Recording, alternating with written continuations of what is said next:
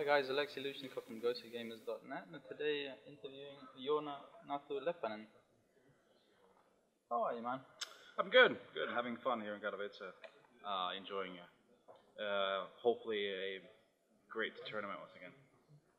How does it stack up compared to last year? Is the hype different considering it's not a major? I mean, major's a major. I mean, you can't really forget it. I think it must be kind of ESL people probably not happy when it was just announced that the major prize pool got up to $1 million right before their 250K tournament here in Katowice. But I mean, the Polish crowd is nuts, and the hype around here when you're at the event is one of those events of the year that you really want to be at because of all the people and just it's just massive. So I don't know. At least from being here, it doesn't feel any different. It feels pretty much the same. You mentioned the majors were up to 1 million. What are your thoughts on that? Actually, I'm surprised that it hasn't happened before because of the industry around the game has grown a lot. There's a lot of money going on. These events are, they're making pretty good bank, and teams are getting bigger. But everything within the game, besides the prize pool, has been growing. So I've actually felt like it should have happened like a year ago, 12 months ago. But obviously, it's a great thing. We got to be happy for the teams, and yeah, it's 1 million. We've reached that mark. Yeah. So obviously you played before and you were coaching. Do you ever miss that? Do you ever want to come back to that at all? To be honest, I don't miss the 12-hour grinds of practicing Counter-Strike. It's devastating to a man. Waking up and go play CS, and it's a lifestyle choice. I mean, the only thing I really miss about it is the competition aspect. Being at these tournaments, playing, being on stage, and the whole thing surrounding that is something you obviously miss because there's not really any other way you can get similar rushes, I guess, of adrenaline, and then from playing in front of a crowd and in a tournament environment. So that aspect I do miss. So talking about tournaments, obviously we're at IEM Katowice. Looking at the group stages, what's your sort of overview on the seeds? I mean, I guess the big surprise has to be Envy bombing out the tournament. But I guess they'll be thinking about it as it's better off here than at the major, obviously. Luminosity going ham in their group, I guess. Not everyone was expecting that, but when you look at them, how they've progressed the past few months, not even surprising. Especially as the ones, they've been God tier for quite a while.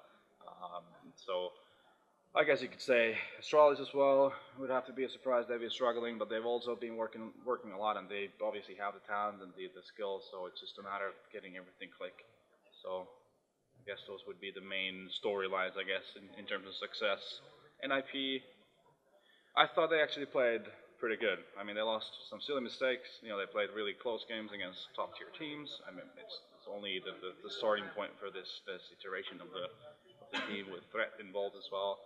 I thought they've been taking his philosophy in their game, pretty well. And that was my first concern with the team, is because they are very different views on Counter-Strike, how the players see it and how Bjorn sees the game. So I guess that pretty much sums it up.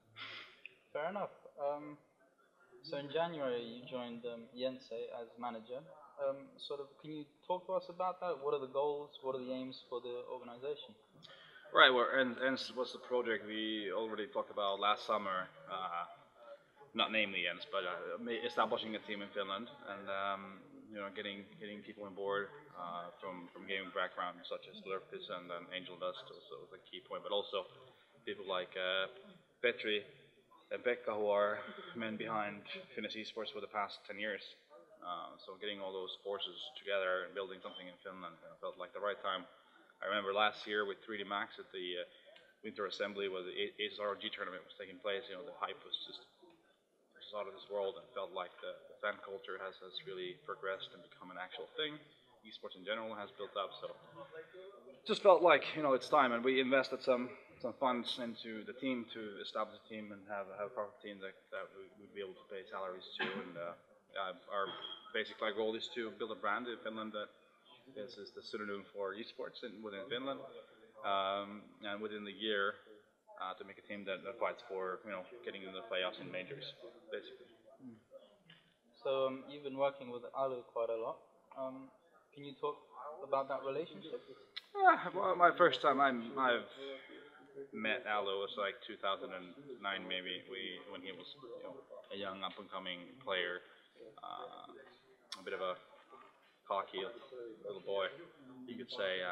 Always saw the potential that he could be amazing. Like he would be out offing a lot of great offers even back then. His problems were really just being overconfident, making one peak too much, dying because of that and causing harm to his team. But I think he's evolved amazingly. I think he's CS savvy, or understanding of the game is much larger than people really see. He has a great overview of the game. Can be a great leader if you want to see. He really gets that going on. And me and him, we've become friends over the years, and seeing the little guy grow into a man, that's always it's great to see him becoming what he is today. Okay, so sort of more personal aspect of your life. In terms of your work, obviously you travel quite a lot. How does your family feel about that? Sometimes it's a struggle. I've luckily the first couple months I've been a little bit more tame than most of last year.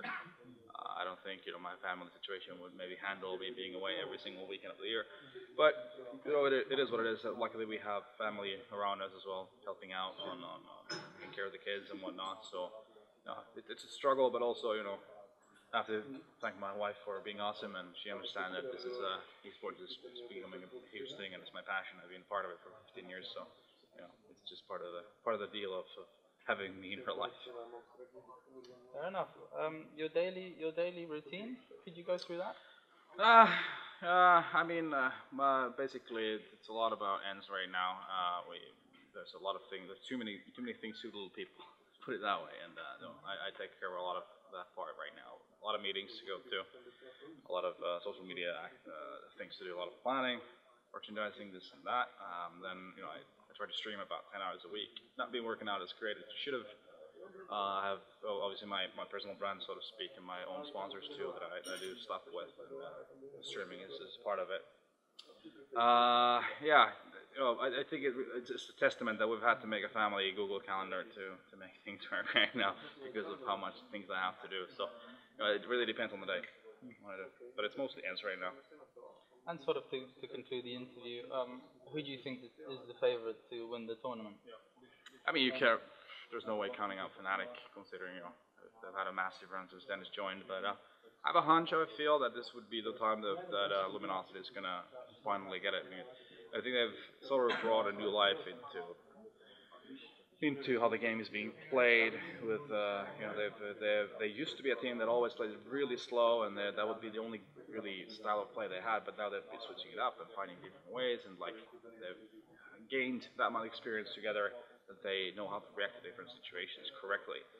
So I feel like they've lost enough finals with this lineup, and how well they really got into a group of things, which is no practice whatsoever, pretty much with the team. So I'm actually going to put my money on the Brazilians. Fair enough. Yeah, they've been looking really strong actually. So listen, thank you very much for the interview. Yep. Any shout outs perhaps?